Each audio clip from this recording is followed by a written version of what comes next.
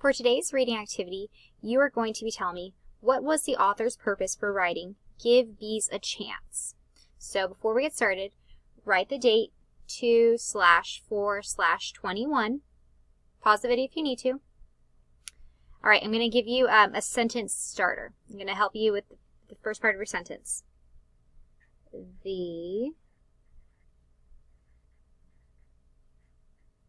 author's purpose for writing this story was fill in the blank. Okay?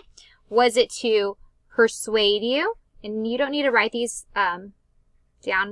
You can pause the video. Persuade. Was it to inform you, the reader? Or was it to entertain the reader? So again, your activity. You're going to copy this sentence. The author's purpose for writing the story was, and then fill in the blank. Was the author's purpose for writing Give Bees a Chance to persuade you, inform you, or entertain you? Okay, you don't need to copy these words down. And if you have time, go ahead and draw a picture.